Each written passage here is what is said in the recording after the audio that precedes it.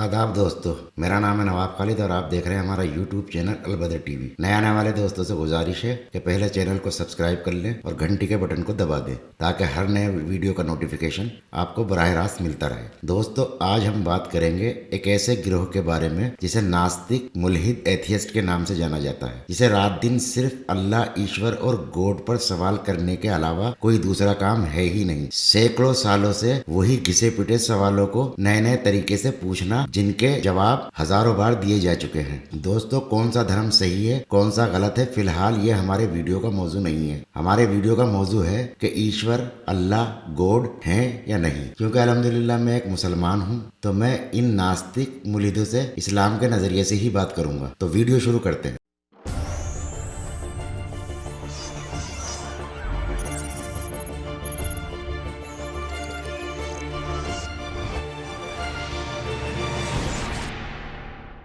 दोस्तों, अक्सर आप लोगों ने देखा होगा ये नास्तिक मुल्हिद लोग मजहबी और धार्मिक लोगों से अल्लाह, ईश्वर, गॉड के बारे में उल्टे सीधे सवाल करते रहते हैं, लेकिन कभी किसी मौलवी, पंडित या पादरी को किसी मुल्हिद नास्तिक से सवाल करते हुए नहीं देखा होगा। इसी गलती की वजह से ये लोग हमारे सरों पर चढ़कर बैठे हैं। ये साइंस को अपना खुदा मानते हैं। हमें इस साइंस पर इनसे सवाल करने चाहिए, जो आज की वीडियो में हम इनसे पूछेंगे। दोस्तों, अक्सर ये मुल्हिद नास्तिक कहते हैं कि खुदा है तो हमें दिखाई क्यों नहीं देता, हमें उसकी आवाज क्यों नहीं सुनाई देती, जो हमें दिखाई न दे, सुनाई न दे, हम ऐसे खुदा को क्यों माने। हालांकि ये लोग बिग बैंग थ्योरी को मानते हैं, जिसे किसी ने भी होते हुए नहीं देखा है। ये इनका दोगलापन है। हालांकि ये जरूरी नहीं है कि जो चीज दिखाई न दे या जिसकी आवाज सुनाई न दे वो चीज होती ही नहीं है। मिसाल के तौर पर इंसान के कान 20 हर्ट्ज से लेकर 20,000 हर्ट्ज तक की आवाज को ही सुन सकते हैं। तो क्या ये कहना सही होगा कि 20 हर्ट्ज से नीचे और 20,000 हर्ट्ज से ऊपर कोई आवाज होती ही नहीं? या इंसान की आंखें 400 नैनोमीटर वेवलेंथ से लेकर 700 नैनोमीटर वेवलेंथ की चीज को ही देख सकती है? तो क्या ये कहना सही होगा कि 400 नैनोमीटर वेवलेंथ से नीचे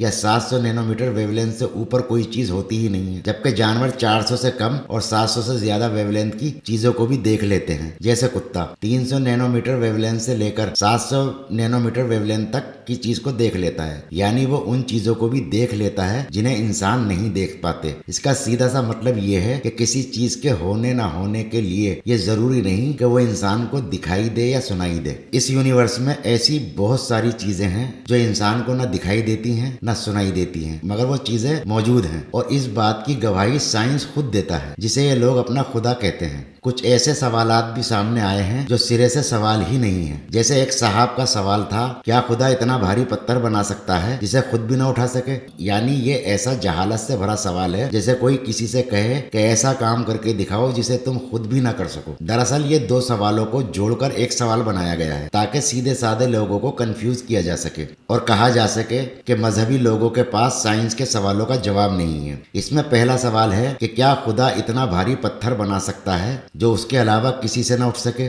और जवाब होगा हाँ, खुदा इतना भारी पत्थर बना सकता है जो खुदा के अलावा किसी से न उठ सके। और दूसरा सवाल है, क्या कोई पत्थर इतना भारी है जिसे खुदा भी ना उठा सके? इसका जवाब होगा नहीं, इतना भारी कोई पत्थर नहीं जिसे खुदा ना उठा सके। और इन दोनों सवालों को मिलाकर ये एक सवाल बनाया गया है कि क्या खुदा इतना भारी पत्थर बना सकता है कि खुद खुदा भी ना उठा सके? सवालों के भी उसूल होते हैं। खुदा की कुदरत, उसकी ताकत पर सवाल होगा तो मुकाबले पर किसी और को रखा जाएगा, खुदा के मुकाबले पर खुदा को नहीं रखा जाएगा। इस सवाल में खुदा से एक भारी पत्थर बनाने का सवाल किया गया है और मुकाबले पर खुदा को ही रखा जा रहा है कि पत्थर इतना भारी हो कि खुदा भी उसे ना उठा सके। जैसे कोई कहे, क्या खुदा से ज्यादा ताकतवर है? ये कंडीशन सवाल के उसूलों के खिलाफ है, और बिना उसूलों के सवाल नहीं होते, बकवास होते हैं, और बकवास का कोई जवाब नहीं होता। इसी तरह एक साहब ने एक और सवाल किया था कि क्या अल्लाह ताला आज भी कोई नबी भेज सकता है? अगर भेज सकता है तो नाउजुबिल्लाह तुम्हारा खुदा झूठा है, क्योंकि वो पहले ही हजरत मोहम्मद सल्लल्लाहु अलैहि वसल्लम को आखिरी नबी बता चुका है। और अगर नहीं भेज सकता तो वह हर चीज पे कादिर कैसे हुआ? ये सवाल भी जहालत के सिवा कुछ नहीं है। अल्लाह ताला ने रसूल अकरम सल्लल्लाहु अलैहि अलैहि वसल्लम के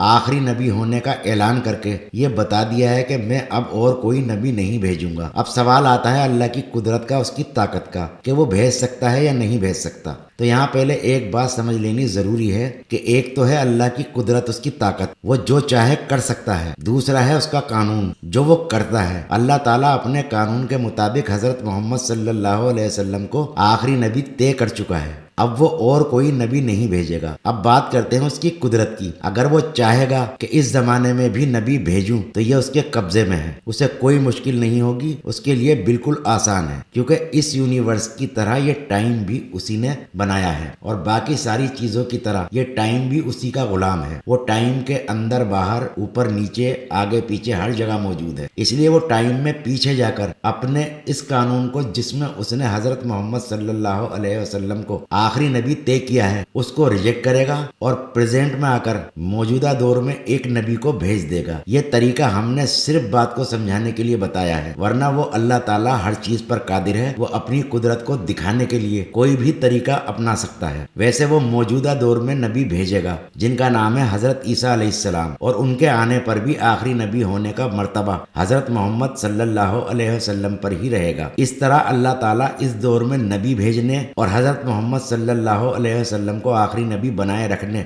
दोनों पर कादिर है। वो हर चीज पर कादिर है। दोस्तों, ये लोग मजहब पर सवाल करते हैं और जवाब साइंस के हिसाब से मांगते हैं। हमने इनके सवालों के जो जवाब दिए हैं उनमें साइंस पूरी तरह शामिल है। सवाल का एक उसूल ये भी होता है कि जवाब के लिए कंडीशन नहीं लगाई जाती, मगर ये लोग अपने हर सवाल पर एक कंडीशन लगाते हैं कि जवाब साइंस से चाहिए। ये ऐसे ही है जैसे कोई मुझसे मेरा नाम पूछे, मैं कहूँ कि मेरा नाम नवाब खालिद है, और वो मुझसे कहे कि प्रधानमंत्री से गवाही दिलाओ कि तुम्हारा नाम नवाब खालिद है, वरना हम नहीं मानेंगे। सवाल में ऐसी कंडीशन रखने का कोई उसूल नहीं होता, मगर हमने फिर भी इनके सवालों के जवाब साइंस से ही दिए हैं। अब हम इनसे एक सवाल पूछते हैं कि क्या साइंस मुकम्मल हो चुका है? क्या साइंस इस यूनिवर्स को पूरे तरीके से समझ चुका है? क्या साइंस ने जो अब तक रिसर्च की है वो सब परफेक्ट है? यानी साइंस ने आज तक अपनी रिसर्च के जो रिजल्ट पेश किए हैं वो परफेक्ट हैं, बदलेंगे नहीं? क्योंकि हम बहुत सारे रिजल्ट में देख चुके हैं कि आज कुछ होता है और 2 साल के बाद रिजल्ट बदल जाता है। नई रिसर्च पुरानी रिसर्च को रिजेक्ट कर देती है। तो ऐसा साइंस जो खुद मुकम्मल ना हो, जिसकी सारी रिसर्च परफेक्ट ना हो, वो साइंस किसी दूसरी चीज को नापने का पैमाना कैसे हो सकता है? वहीं दूसरी तरफ अल्लाह की किताब कुरान, जिसका एक लफ्ज तो क्या, एक नुक्ता, एक जेर जबर तक नहीं बदला, और जितनी भी साइंस की परफेक्ट रिसर्च है वो इस किताब में 1400 साल पहले से लिखी हुई है। पूरा यूनिवर्स इस किताब के इर्द गिर्द घूम रहा है। यही किताब है जिसके परफेक्ट होने में कोई शक की गुंजाइश नहीं है। कयामत तक कोई परफेक्ट रिसर्च इस किताब को गलत साबित नहीं कर सकती। मुमकिन है बात समझ में आ गई होगी। तो दोस्तों, आज की वीडियो में बस यहीं तक। पसंद आने पर लाइक करें और अपने कीमती मशवरों के लिए कमेंट करें। दूसरों तक इस जानकारी को पहुंचाने के लिए शेयर करें। अब हम मिलेंगे ऐसी ही एक इंटरेस्टिंग वीडियो में। तब तक के लिए इजाजत। अल्लाह हाफिज।